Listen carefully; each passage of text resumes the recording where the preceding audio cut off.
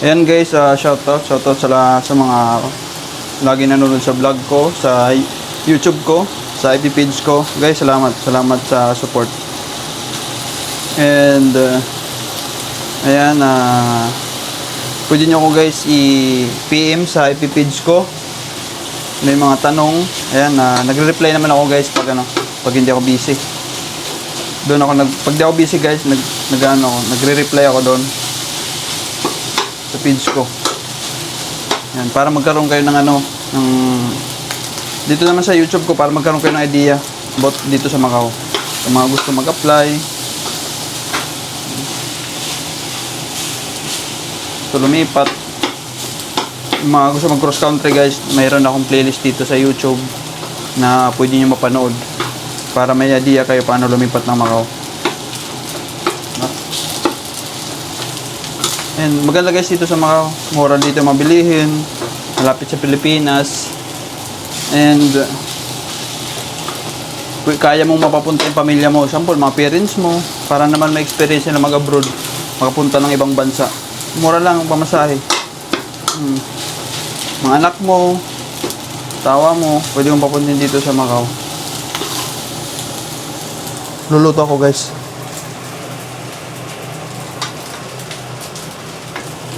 Mura lang dito. Sa paghanap ng trabaho dito guys, marami kasi nagtatanong paano maghanap ng trabaho dito sa Macau. Pag gusto mo maghanap dito, kailangan mo talaga pumunta dito ng Macau. Pag sa Pilipinas ka naman is, meron dyan legit na agency, Icon Solution. Kaso pag sa Macau, sa Pilipinas, siyempre sa Pilipinas, alam mo na yun ang mga katakot-takot na requirements. Like pag dito ka mag-apply sa Macau, passport lang yun, pwede na. Mas maganda dito pag, example, cross country ka, yun, maganda yun. Mas madali makapasok ng Macau. Pero kung wala ka, mahirap kasi dito makapasok sa Macau pag wala kang kamag-anak. Wala kang kamag-anak, solo ka lang, mag-tutor ka lang. Kaya sinasuggest ko Pilipinas to Hong Kong kasi mas madali doon makapasok. Kasi walang trust issue doon. Kasi pag sa Macau, karamihan na nagtutor dito, hindi na nauwi. Mauwi, bakasyon. After 3 years na, may trabaho na pala dito. OFW na. Ganun. Kaya guys, dito, okay. Sa paghanap ng trabaho, wala namang talaga madali maghanap. Wala namang madali na maghanap ka ng trabaho, mabilis makakahanap ka kagad. Walang ganun. Dito, kailangan mo talaga magtiyaga, sipag, siyempre prayer. Yung dito. Pero kung wala ka nun, tamad ka, matagal ka makahanap. Pero makakahanap ka dito. Ang dami na punta dito na hindi nakahanap ng una nilang punta. Pangalawang punta. Pero ngayon, tinan mo, yung mga trabaho na. Diba? Kailangan mo lang talaga ng sipag, tiyaga, siyempre prayer. Tinawala kay Lord. And lahat naman kaya. Pero lang nasasabi dyan na yung mga talagang sumuko na ay, mahirap talaga dyan maghanap. Ako, ilang months ako dyan, di ako nakahanap.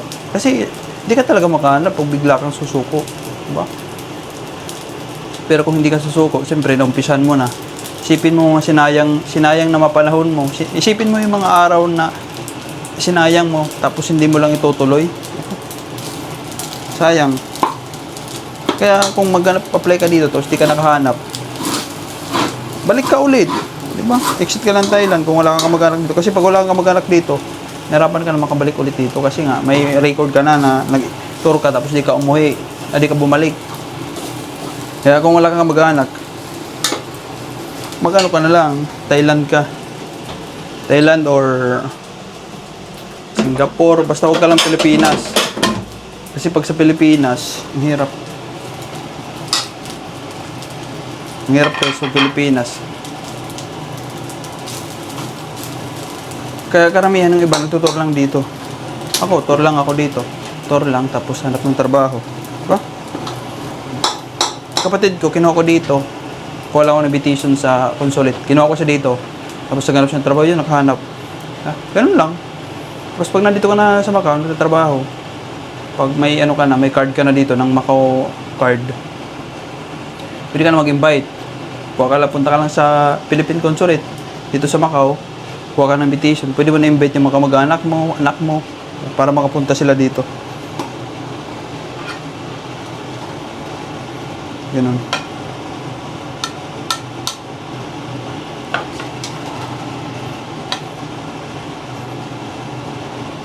Ganun lang guys. Madali naman dito mga trabaho pag ano ka.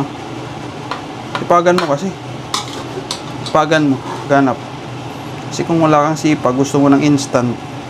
Taka dito guys, maraming scammer ha. Tandaan nyo, maraming scammer sa Macau ngayon. Kung ano na lang mga pakulo nila para makapang-scam lang. Kaya ikaw, kung nandito ka bago ka lang, tapos di ka mag-iingat, dyan ka lang, kung saan-saan ka lang nakikipag ano dyan, transaction, hindi mo kilala, tapos sa mga post-post pa, may scam ka talaga dito. May scam ka sa Macau guys. Kaya sabi ko sa mga followers ko, mag-ingat kayo dito sa Macau. Kasi padami ng scammer. Kaya ikaw, mag-ingat ka, siyempre. Panoorin mo mga vlog ko. Ang dami kong vlog about dito para magkaroon ka ng knowledge. Macau.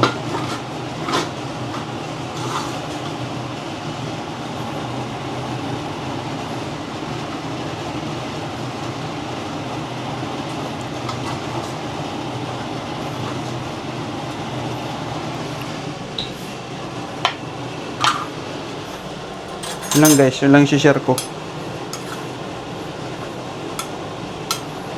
Marami kasi tatanong paano mag-apply.